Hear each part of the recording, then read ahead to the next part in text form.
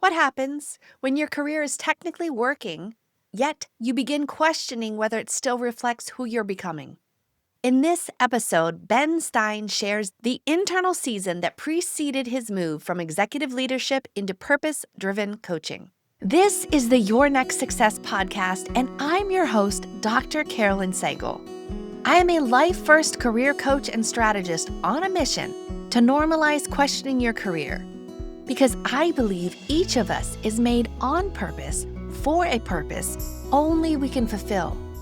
The longer we live out of alignment with who we are, what we do best, and why we are here, the more we miss out, and the more the world misses out on what only we can give.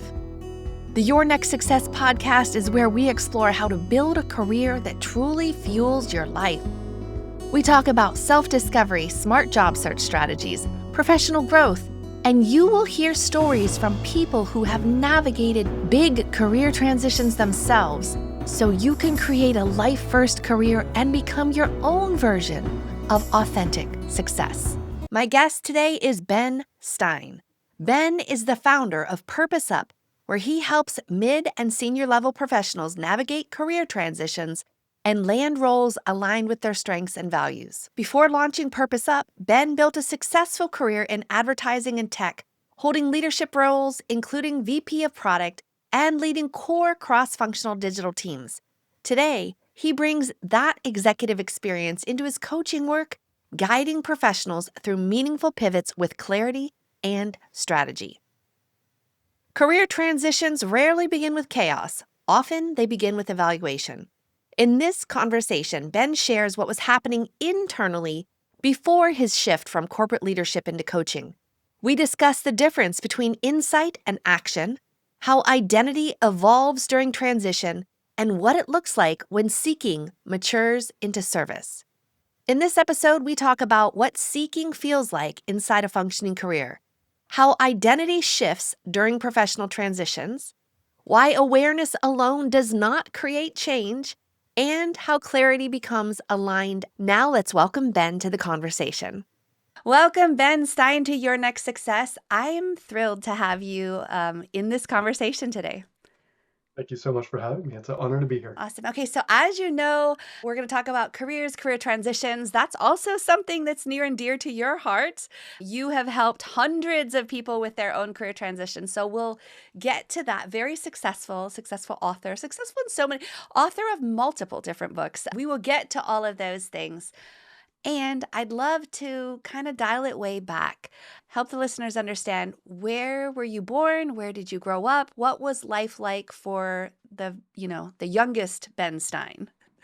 Going all the way back. So I was born in Washington, D.C. and grew up in the D.C. suburbs. And I actually just said goodbye to the house that I grew up in when I moved my parents down here. So we go back there every year. But yeah, youngest of three, dad psychiatrist, mom was a housewife. And so growing up, I was generally a introverted, artistic, sensitive guy, and also just trying to vie for my place in the family because it seemed like my older sisters got the priority. So I was like, all right, I'm on my own here. Um, and yeah, I mean, I had a kind of middle upper class upbringing and lots of advantages that other folks don't have. And then also, some family drama that and trauma that drives everyone with pain and all of that too. So it was a good upbringing that also helped form the healing that I had to do later in life. Yeah. How much older are your siblings?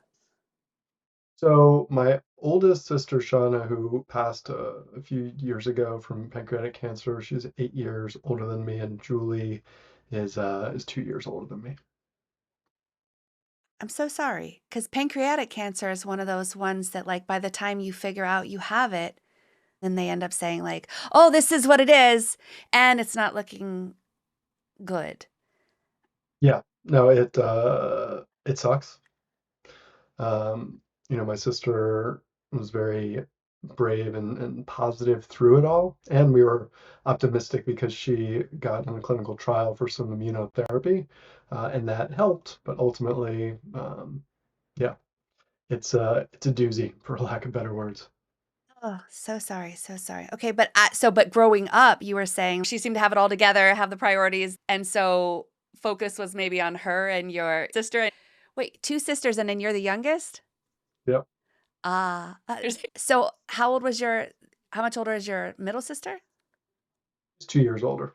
Yeah, ultimately, I think they were like, by the time I came around, it's like, do what you wanted to do. My dad was a psychiatrist, so one of the terms that he talked about in terms of child rearing philosophies was benign neglect, which was perfectly valid to like just let your kid do whatever your kid's gonna do, and they only need so much. And I wasn't abandoned as a kid, but I Right, also right. got a lot of free reign. And so as I kind of grew from shy, introverted kid into middle school trying to find my way and my people, I kind of adapted, lost myself a little, and kind of like survival became a cool kid in that transition. And that meant I was kind of running with the crowd that was drinking, smoking pot. And that kind of informed my teenage years where it's probably more rebellious than I was programmed to be, but working to fit in, find my tribe, and survive the middle school, high school years. Mm. And when did this artistic, sensitive elements start showing? Like in elementary school, did you love art? Did you love drawing? Where did that come into play and what did it look like? Yeah, I love drawing. I always loved it. I remember I had a teacher in the sixth grade who had been a cartoonist as a previous career, and he was kind of Oh, almost one of my cool. heroes. And he would actually like draw these pictures every day because we had a job where certain people were calling for the carpool lines, and he would like draw a picture announcing who that was. And I remember collecting some of them. I thought they were so cool. Uh, but yeah, I loved cartooning and I loved drawing, and that was just kind of where I could find flow. And in addition, me and my sister Julie spent hours and hours playing Legos together when we weren't Interesting. watching TV. Speaking of TV, what kind of shows did you like back then? So, I mean, I watched so much TV. I mean, it was just like bad 80s sitcoms. Like, and it was everything. I mean, Did you want a car bed? Like some of those 80s sitcoms, right? Like, was it Kirk Cameron had the car, like the race car bed, right? I'm just saying, like, uh, yeah, and that reminds me of Silver Spoons with, the kid that was really rich.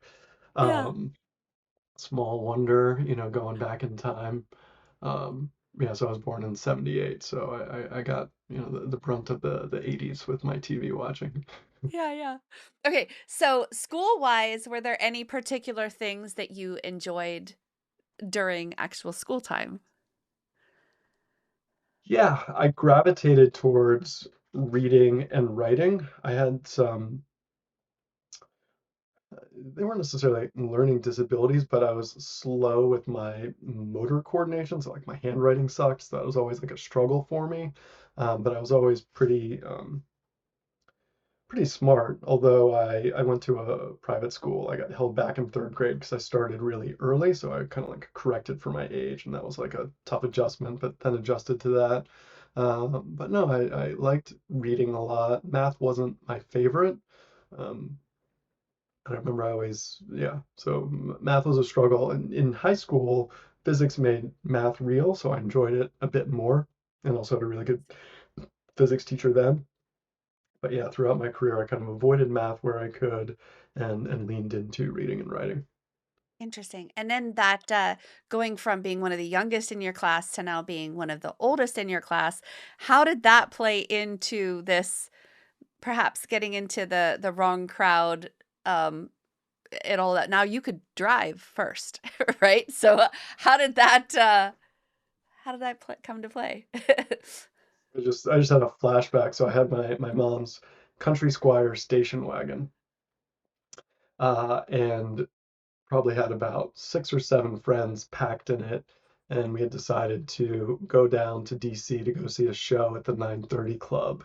And in DC, there's like traffic circles, and those are some of like the most stressful things for a new driver to navigate multi-lane traffic circles. And like teenage boys are like screaming, and I'm like, oh my God, I hope I don't die. And um, but yeah, so it was fun, and I'm honestly lucky I'm still around with some of the bad decisions I made. Um, so I'm fortunate to have come out relatively unscathed from all that. Were your parents aware of the decisions you were making, or did they just think this is just a moody kid? They were aware.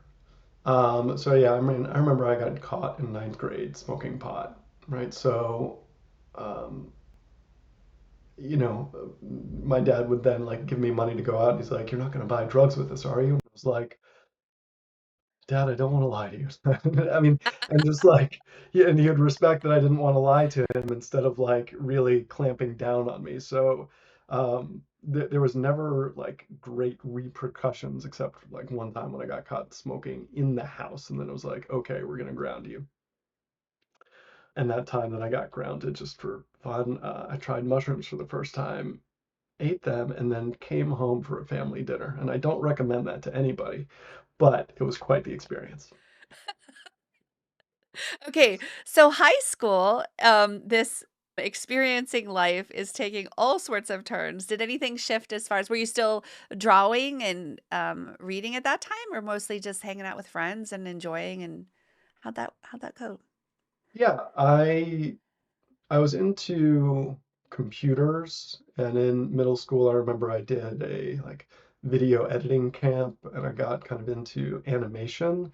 So all of those, I was kind of interested in how things moved and bringing art into the digital sphere. And I also found painting in high school, and I went to a artistic high school as well that encouraged the arts. So I still kept up with all of that. And I remember I went to an art camp one summer and really kind of flexed and grew there artistically. I didn't like want to become an artist, but I still kind of found flow and enjoyment and liked being in those places and just kind of being in the zone with all of that. And as you got to towards the end of high school, how did you decide what you wanted to do beyond that? Like what did you consider or what did you choose? So I didn't have any ideas about what I wanted to do when I grew up at that point. So the idea was, okay, let's go to a good liberal arts school, and you figure it out once you're there. So let's just get into the best college possible. So I ended up getting into Tufts up in Boston. So I partied a lot in high school, but I also worked hard, and luckily was smart as well. So did relatively well. And I had some family that helped me get into Tufts as well. I probably wouldn't have gotten in without legacy. Um, and actually, my nieces, I think, are like fourth or fifth generation there. Oh, So I wow. had like Yeah. so like my grandfather was an art professor there. My mom grew up on the campus and went there. Great grandfather went to dental school there.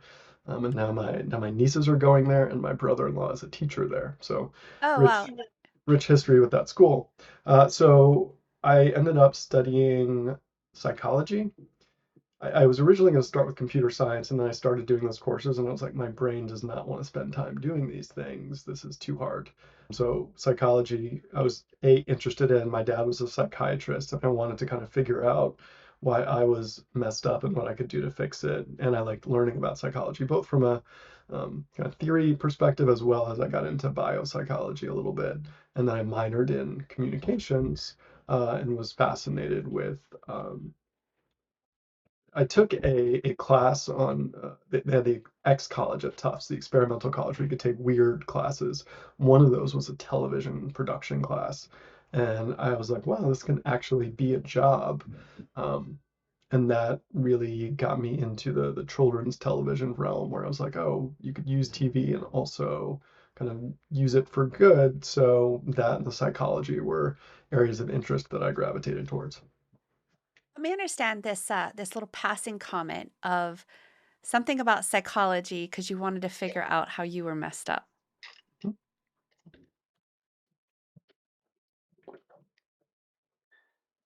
Yeah. So I mean, I felt like, growing up, so it was interesting. So I had a dad who was a psychiatrist, but he was pretty detached from what was going on in the house. Like he wasn't that present. And then meanwhile, my mom actually, suffered with depression. So all of that was like a very fascinating combination to kind of grow up with. And so I think growing up, my coping mechanism was to kind of numb with the pain that I was experiencing, both with like the lack of presence of my dad and my mom going through it. So all that was like tough. So it was kind of like me checking out and kind of dealing with all that. So I kind of felt like um, I probably not until my late 20s where I realized I was emotionally stunted because I hadn't figured out a way to deal with negative emotions like an adult. Mm. And so I think, I'd felt, yeah, like I hadn't fully matured as a person or wasn't on like the right track in many ways, even though I was still like on the outside, things were fine. Yeah.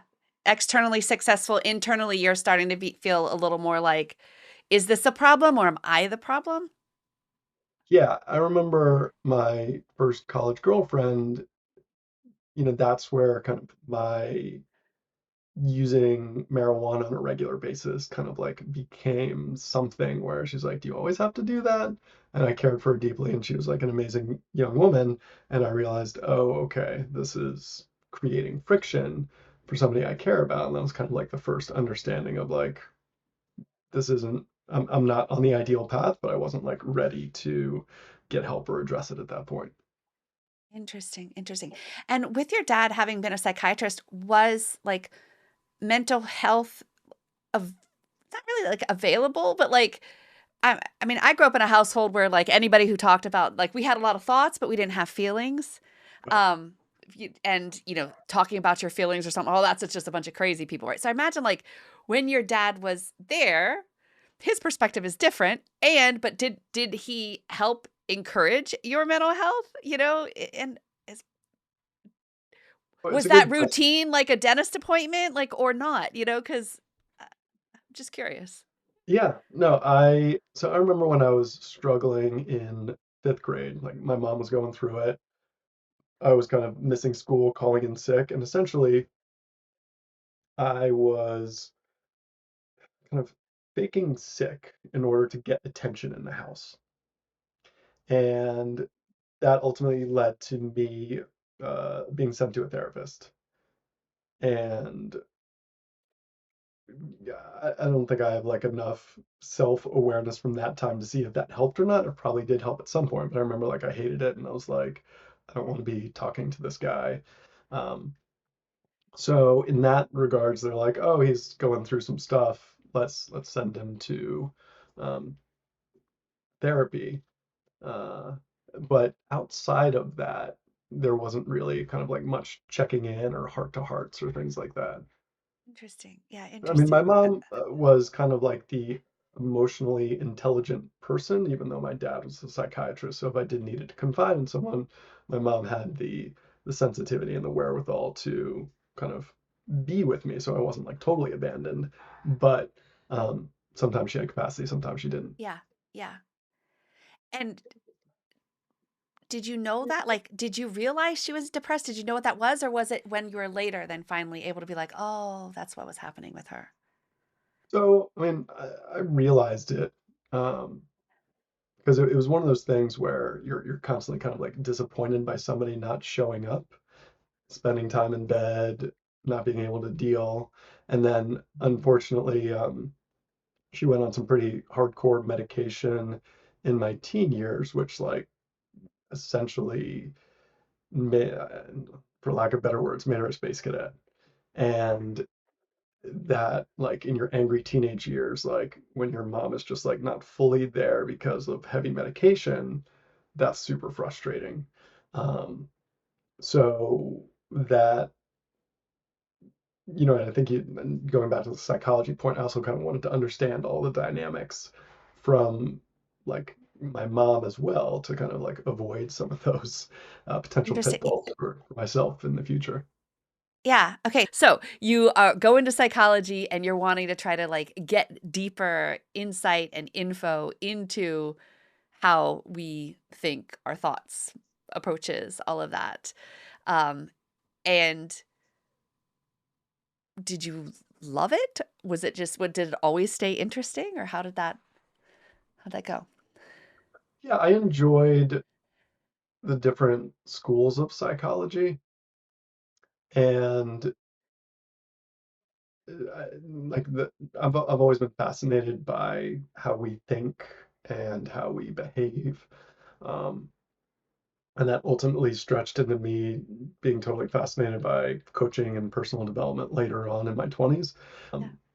And what was most fascinating to me was biopsychology and understanding that at a more root level, um, and how chemicals can affect our brain, whether they're um, endogenous or external. Uh, and because I was also curious about the nature of addiction, because by that time I was hopelessly addicted to cigarettes and was drinking like on a pretty regular basis, etc. So I was kind of curious about all of that as well.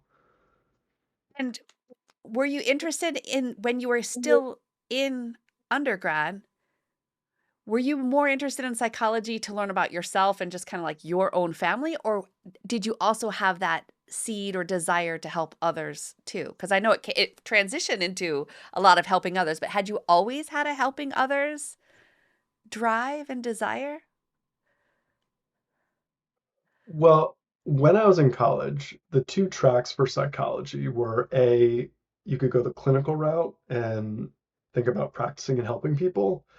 And my point of view was like, I'm too messed up and immature to think about that track. So that doesn't make sense for me now.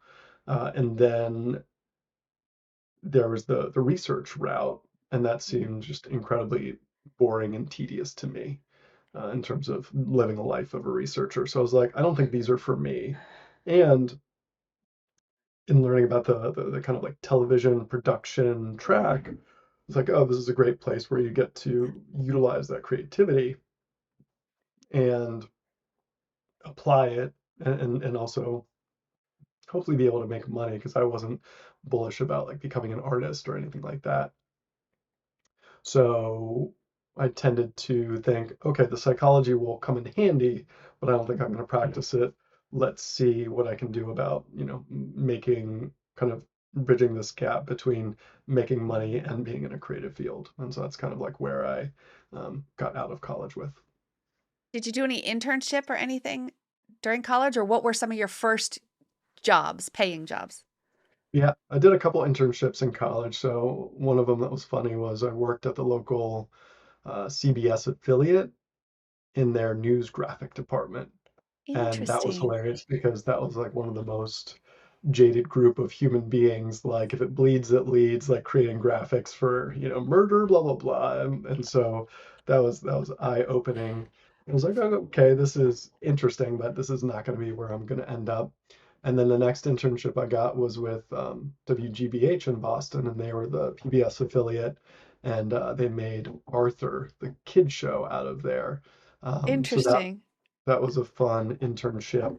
I got to be the voice of Arthur in email newsletters, and I got to be the person who read through all the submissions for the Arthur poetry contest, and which is hilarious. And like kids would send in like poo poo pee pee and swear words and all of that. Um, and I got to learn more about what was involved with production and how it actually worked in the real world. And so this vein starts to come in, and then as you graduate college, what did you choose to do? So I was still with my college girlfriend at the time. She uh, was going to become a doctor, so she got a job at the NIH in Bethesda, where I grew up. So I went to kind of back home to live with my parents because I was trying to figure it out. And so it's Yeah. kind of like applying to like weird random corporate jobs just to get a job, but I was also looking for jobs in the television field. And this is where I learned kind of like one of the lessons that I teach folks today about the power of networking. Like when I first got introduced to the idea of networking, I'm like, I'm going to get a job on my own accord. Like I went to college, I'm going to put together a resume, and then I'm going to go in there and they're going to like me or not. I'm not going to use nepotism to try and get me a job because Yeah. that's, but ultimately, my uncle's neighbor worked at a documentary production company, and I ended up interning with them and then ended up getting hired there. And that was like my first kind of real job. And it was great because it was a documentary production company. And we ended up working on this film, Paperclips. And it was the story of middle school children from Whitwell, Tennessee, who started a Holocaust memorial project.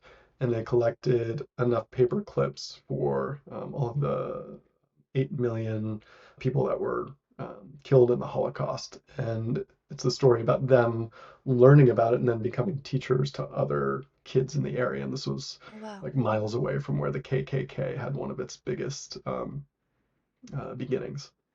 Interesting. Interesting. And and then what happened? So I really enjoyed working there. And I also realized like going up the production route was hard. I also got this um, part-time gig on ESPN 2's show Sporting Dog Chronicles as an associate producer, where I was in the office helping organize the shoots, and then I got to go out on a couple shoots, and I realized I'm not an in the field guy. I hadn't really gotten the training, but I remember it was this husband and wife team, and I just have this distinct memory of being on set with these German short-haired pointers, which are a breed of hunting dog, and there were some young ones. And the direction I got was go run these guys around to tire them out so they don't bark during filming. And I distinctly remember I had these like big, wide, baggy jeans that were in style at the time, and they were like falling down. So one hand was like holding them up while I was running, the other hand was like holding the leashes of these dogs, and then I'm running them around being like, this is what I went to college for. And then I like turn over my shoulder and like everyone's laughing at me. And I was like, I don't know if this production route's for me. Interesting. Yeah. I was thinking like, oh, maybe you didn't want to be like, you still wanted to do the behind the scenes things, kind of more aligned with, being introverted, but no, it's actually baggy jeans, running dogs. Now, had you had dogs growing up? I hadn't. This was a random assignment, and I really, I mean, fascinating. Like I wasn't a hunter either, but it Yeah. was it was a fascinating opportunity. I got to like go out to Arkansas and some other random areas to see these breeders do their thing. New respect for what those dogs do. But yeah, I mean, I like dogs a lot, but I mean, one of the best things was being surrounded by all these like Labrador puppies during one Aw. shoot. Yeah. So my girlfriend got a job up in New York. Well, she started medical school, and I wanted to move to New York anyway because there's more opportunities in television. I ended up getting a job at BBC Worldwide, and the appeal of that was A, it was more about doing deals, so I didn't have to be out in the Yeah. field, and then B, the boss that I worked for worked on children's television deals, so I was like, oh, maybe this will be a good way to kind of continue the children's television thread. So I got that job. And so the first lesson I learned was networking. The second was storytelling. And it wasn't intentional, but my boss told me later that one of the reasons I got the job was because I was describing my previous job where I was sensitive to my boss who was a new parent, and I knew whether to kind of like let him have his space if he had had like a rough night with a kid, or if he was ready to engage or not. And she said like that empathy or understanding really clicked with her. So that was one of the reasons that helped me get the job. And she only told me that afterwards, and that wasn't intentional, but um, storytelling can be important when you're telling the right story to the right person. Very much so. And even that empathy that you were able to display there, I guess you'd learned that growing up as far as like how's your mom doing? What are you going to do? How are you going to show up based on how she's able to handle the day? And so much of that could correlate to somebody who is a new parent. And now you're way more perceptive than other people about how somebody's showing up and how you can show up accordingly. That's cool. Imagine what your life would be like if your career aligned with who you are, what you do best, and actually fueled the life you want. At Next Success, we support all ages and stages through career transitions, from students exploring majors or careers to job seekers actively searching or reimagining their next move to professionals committed to self-awareness and leadership growth. Stay connected and explore what's possible at nextsuccesscareers.com and follow Next Success Method on LinkedIn, YouTube, Instagram, and Facebook. And then what happened? So zooming out from all of this, I then got really bored there. I mean, starting a young life in New York was great. Great that I didn't have a motor vehicle with the amount of drinking that I was doing at the time. So that was helpful for public safety. Um, but I got pretty bored, and my ability to move up um, was pretty limited, and I wanted to get back to being more hands-on and closer to the creativity because the pushing the paperwork wasn't exciting for me. So uh, I actually I forgot to tell you, one of the internships I didn't get in college was at the Jim Henson Company. So I always was a big Jim Henson fan, and I remember getting that letter with Kermit on the um, letterhead and saying I got rejected. It was sad. I'd gotten close, but didn't get it. Yeah. So anyways, I remember interviewing for like another job with a Muppet type maker, someone who was in that, and I chose between that and this Noodle Soup Productions, and this was a small animation company, and the role was for kind of a producer slash business development person. So I was trying to help them grow their business on the commercial side with ad agencies, and then produce whatever we work that we got. And it was an amazing experience, being next to all these amazing creatives. And as a producer, I had the opportunity to kind of make more money than an artist, which was important for me. So I was there for a number of years and got up to executive producer, ended up producing some great commercials. Um, and I started doing interactive work there as well. And that's also, so I was there from my mid 20s to my late 20s. And that's also kind of in my personal life where I was going through kind of like the dark night of my soul. And I first decided to get help kind of hitting a couple different rock bottoms along the way.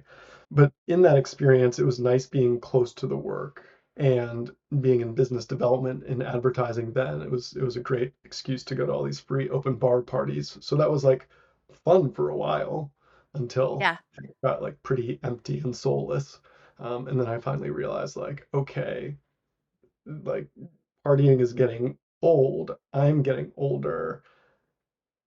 My relationships with women weren't really they were kind of gross in the way that I was treating them, and relationships with friends weren't that great because I wasn't like that present.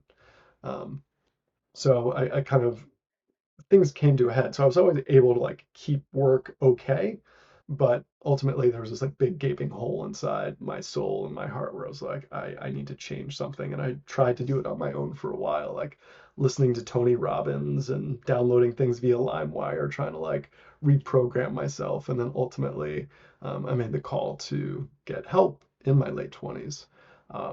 That I thought psychiatry was the gold standard. So I first went, that was my first line of defense.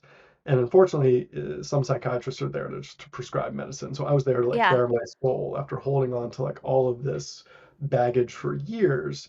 And then within like 15 minutes, he's like, "What do you want prescribed?" And I was like, it was like a gut punch. Yeah. Um, and I was one to experiment, so I tried antidepressants, but they just kind of like made me more numb. So I went off them, but I did go into therapy for a few months, and that was cathartic to help get stuff off my chest that I've been holding on to. But it didn't change my behavior. And I went into each session thinking, what's wrong with me this week? So that seemed Oh, counterproductive. And then ultimately, an ex-girlfriend gave me the gift of an intro coaching session.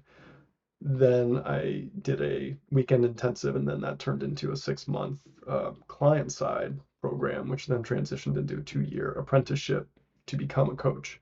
And all of that was very transformational for me to give me tools to design my life intentionally, which I hadn't been doing, and yeah. also tools for changing my thought process, those negative voices in my head, uh, and dealing with trauma in a surgical way instead of swimming in it, and how to alchemize that with some methodologies that really resonated with me in a way that therapy didn't. And so I was really able to, I landed my first 6-figure job, and I went from the studio side to agency side, and I took over a year off of substances at that point at the challenge of my coach. It was actually 3 months, and I kept it going because it felt great. And I changed my relationship with substances. I still, there, I mean, there's more of the story there, but it was a great reset for me, and I kind of grew up emotionally in many ways, like going to weddings sober, dating sober, and doing all of that, and that allowed me to grow up a lot. And I just kind of fell in love with being held to a higher standard and playing a bigger game. And so at the end of that 2-year apprenticeship, I was like, well, if I'm going to be a coach, I got to live out a dream. And one of my dreams since I'd studied abroad in Australia in college was to travel the world. So I left my day job, I left the coaching training program, and I backpacked around the world for 8 months. And I started with Kilimanjaro, and I ended with Everest Base Camp, Wow. and just had some amazing adventures in between. And were you in a relationship at that time? Or was this like a fresh restart, all areas? So it's a good question. At the time, I had met a Australian woman who was she was a doctor as well. I had a thing for doctors, but she was studying in New York, getting an extra master's. She was actually moving back to Australia, and the idea at the time was that I was going to travel some and then move down to Melbourne. And I remember I was in India interviewing jobs at ad agencies in Melbourne, and then I was like, I don't want to do this. I don't want to do this. So I remotely broke up with my girlfriend, and then I mean, there's some funny details about the story. So they're not funny, but I remember it was Valentine's Day, and it was right before I was going to do my Everest Base Camp trek. She was taking some exams, so I didn't want to break up with her before her exams to kind of like create emotional upheaval prior. But I remember I was like, well, so I sent her these like e-cards for Valentine's Day, knowing that I was going to break up with her. And I was like, oh my God, I'm a terrible human being. And then I was doing the Everest Base Camp trek, knowing that I was going to break up with her. So this was like on my mind as I'm like walking for days on end in like the most beautiful nature. And then knowing that I'm going to have to break up with her when I get back. And then I break up with her when I get back over Zoom. And then she's like, well, we have to meet and talk about this. I'm like, really? She's like, yes. I was like, okay, I'll give you that respect. So then she flew to Hong Kong, and we had like a very bizarre breakup weekend. It could have been like a short film in itself. But yes, ultimately, great woman. It just didn't feel right for me to move forward with it. Yeah, So we broke it off at that time. that's interesting. And it's also kind of like, y yeah, like, had you traveled a lot by yourself previously? Because I mean, it's ballsy and it's great, and everything anybody wants is on the other side of their comfort zone. So, like, there was a time a few years ago where I intentionally just kept putting myself in uncomfortable character building experiences. I couldn't quite, leave kids and a husband and go around the world, but still, that's a pretty ballsy move to make, brave and transformational. But, like, what gave you the ugh, to, like, actually you go from the thought, "That would be cool," to the action of, "Yeah, I think I will do this thing," that probably a lot of other people were like, "Really? Leave your job? Go around the world. Are you sure? Is that a great idea? It was one of those things that was on my mind for years. I'm a big Tim Ferriss fan, and he talks about the book Vagabonding by Ralph Potts. And I read that and it inspired me. And I was like, I want to do that at some point. And I kept thinking about it. And I remember like talking about it with my dad. He's like, do you think that that's a good idea? And, I thought, is this going to be career suicide if I do that? Um, and ultimately, what I loved about the coaching container I was in was it was like, okay, let's design your life. Like, what do you want? And I was like, I do want this. So, and then actually like making it happen, having the accountability. So I think I had gotten accustomed to getting out of my comfort zone, and I was like, if I don't do this now, I'm not going to do it. Yeah. And that was similar to, later on when I had the opportunity to go coach full time after I got let go, and we'll talk about that. But I was like, if I don't do this now in my early 30s, I'm gonna have kids and I'm not gonna be able to get away. So like, let's do this now. And I'd heard a lot of people had done Kilimanjaro, and it's just like one of those things. Like when you feel envy, it's like a signal, like go for it, right? And that was one of those things that I'd like wanted to do. And I remember traveling alone in India was like a traveler's like scary thing, but I was like, if I can do that, it's like if you can be in New You do York, you can make it anything. anywhere. It was like if you can travel in India, then you're a traveler, so or a backpacker. So yeah, I kind of wanted to experience that while I could. And were you in shape? Yes, I mean, I had completed a couple of marathons by that Oh, point. wow. Yeah. Um, and yeah, I'd done the New York Marathon in 2010, which was an amazing experience.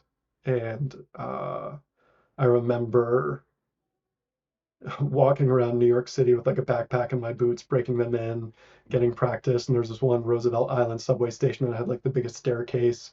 And I remember doing that like up and Oh, down for a wow. couple hours, training. So yeah, I was training for it. That's good. So even your pre-character building experience, you were mini character building.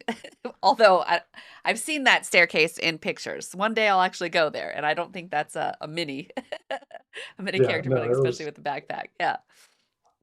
it was for real. So yeah, so I was in decent shape for Kilimanjaro, and yeah, it was a challenge, but it was beautiful. Really enjoyed it, and yeah, had lots of adventures in between. Yeah. And then you come back from that, and then yeah, let's catch back up on the and then what'd you do for your job after coming out back to that and then getting to the later So chapters. I wasn't fully aligned with the coaching company, and going back to them, I didn't feel fully aligned, and I was scared to become a coach full time at that point. So I went back into ad agency land, and became an executive producer. I remember I worked on the relaunch of GE.com, started freelance and then got hired on. And then I then went to another agency, became a director of project management there, worked with clients like Samsung. And over there, we worked a lot with Johnson and Johnson. But ultimately, I was like, I mean, helping to drive bigger projects, bigger teams. And I was like, okay, but advertising was kind of a grind. Um, and I knew it like wasn't the thing for me, but with the technical projects, there was interesting things to learn, and I liked working with smart people, especially the developers and the creative people. So I liked working in those team environments. Ultimately, one of the tech leads went on to small.com, and he brought me aboard to be a leader in product management. So I had the opportunity to switch from like producing and project management into product management, and kind of thinking about it more like software. And that was a big pivot for me, and I was scared about that. But I was like, worst thing I can do is suck at it and I get fired. But they paid me more money, and it was a good opportunity to learn. So I was like, why not? And so that was at ArtNet, which is a small.com that serves the fine art space. And I knew it wasn't the thing for me. I wasn't like a natural great product manager. I was there for like 4 or 5 years, and it was kind of like golden handcuffs. I knew I wasn't aligned with it, and I wasn't adding the value that I would have liked to there. And it was one of those places, and I hadn't really experienced it before. It was like, okay, when am I going to get fired? Because they weren't bashful about letting go of people, and I knew my time would be up at some point. So I was kind of always looking over my shoulder. So in 2016, I was like, what's my purpose? I need to figure this out. So I started the Purpose Up podcast because I loved podcasting. And I started interviewing people living purpose-led lives to inspire others and to kind of get medicine for me. And then I started coaching as a side hustle at that point and getting some business coaching to help business build my business chops. And so I had the best luck with helping people with career transitions because I was trained as a life coach, but I had this great corporate experience to leverage. So Yeah. as I started on my coaching career, I was like, okay, do I kind of want to help people who are, you know, abusing substances, but not like full-blown addicts, or do I want to help people advance in their career? And ultimately, it kind of shook out that trying to get clients who are struggling with addiction a lot harder than people who are, I want to get a new job.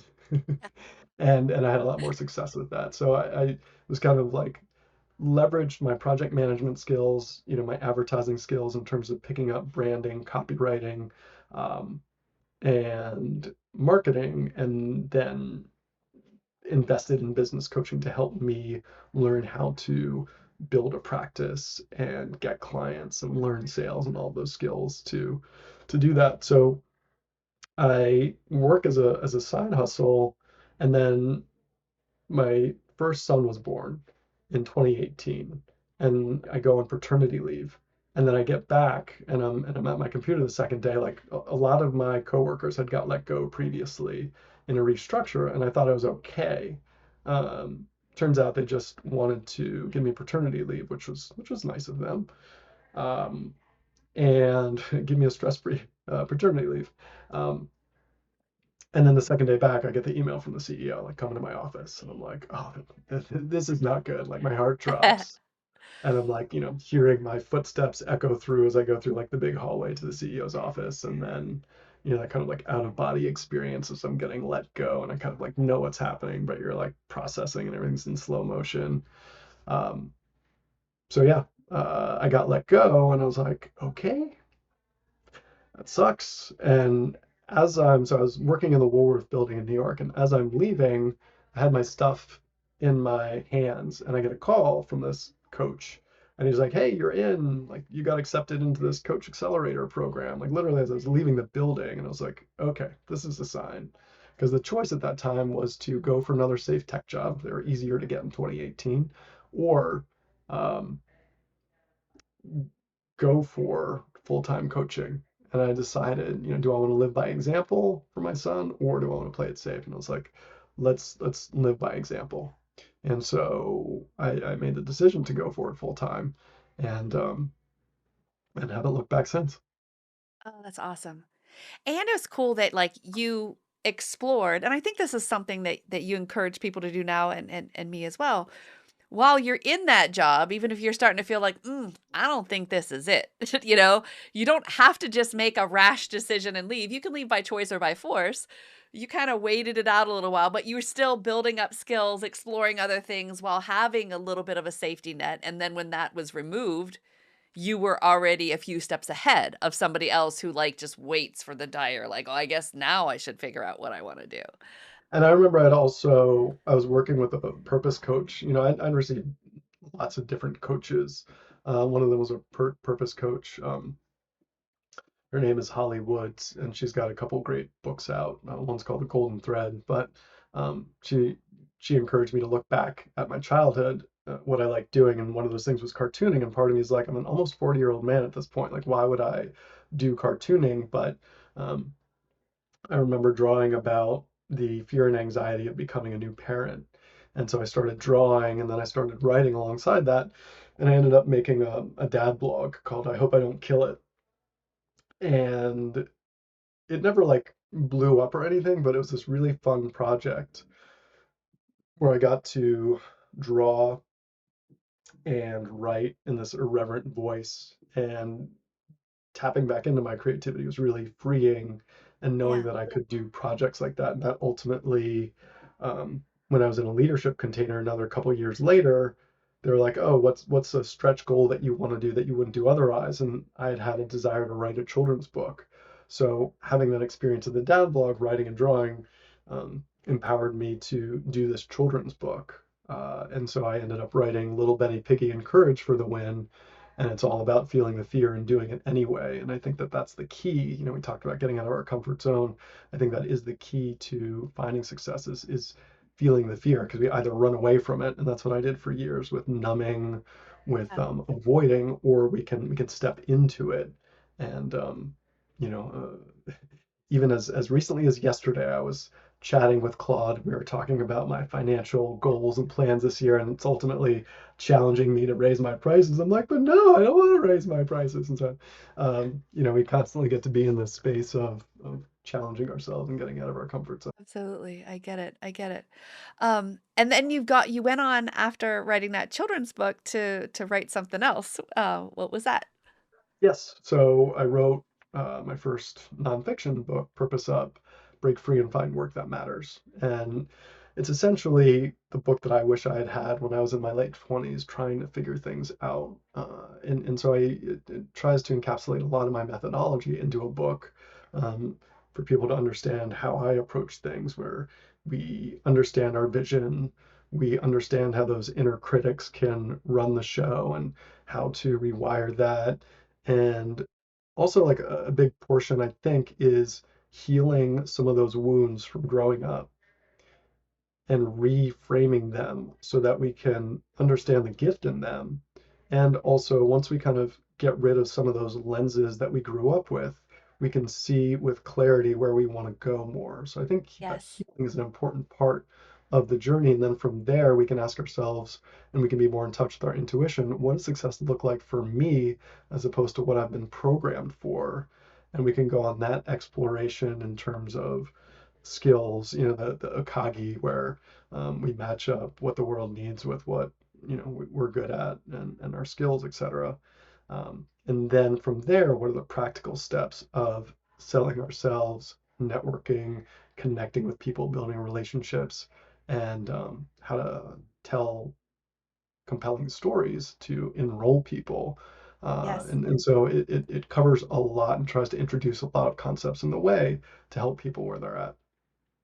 And let's talk a little bit about that. Like when you were growing up, what did you think it meant? Like what did you think success was? What did you think it looked like?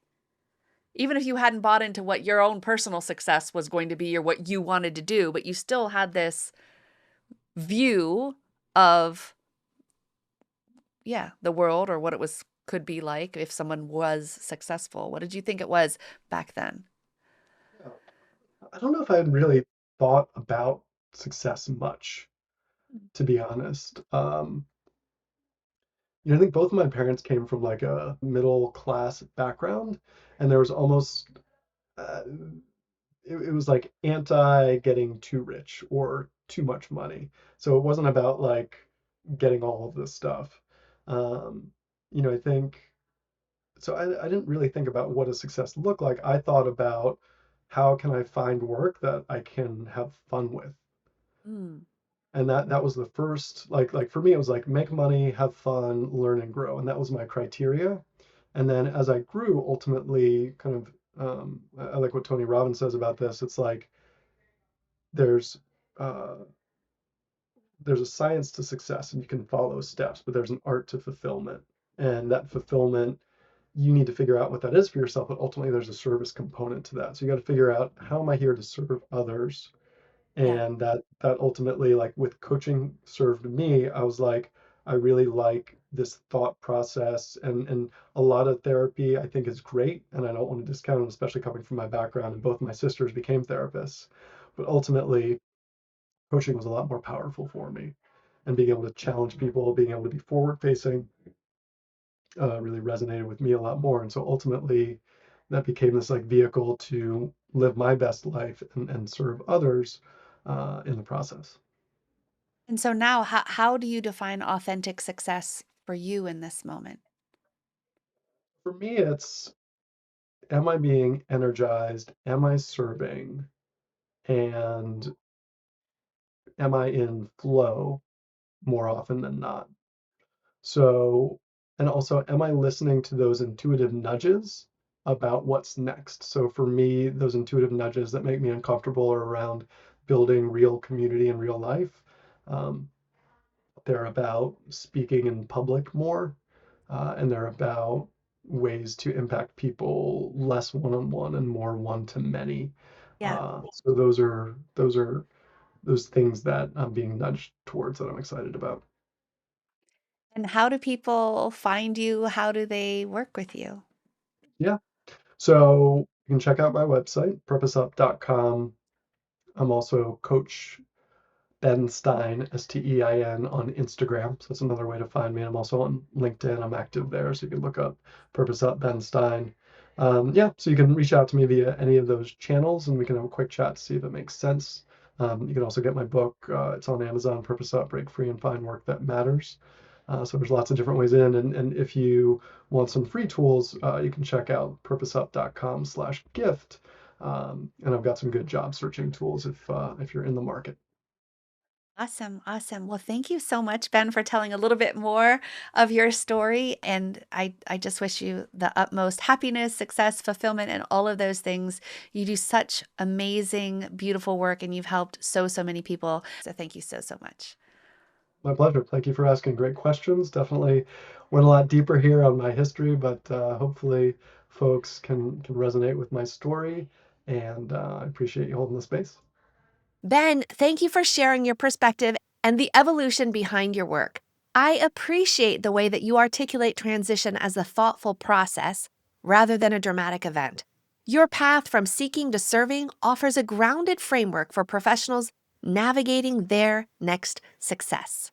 Thanks for listening to Your Next Success with Dr. Carolyn Sangal.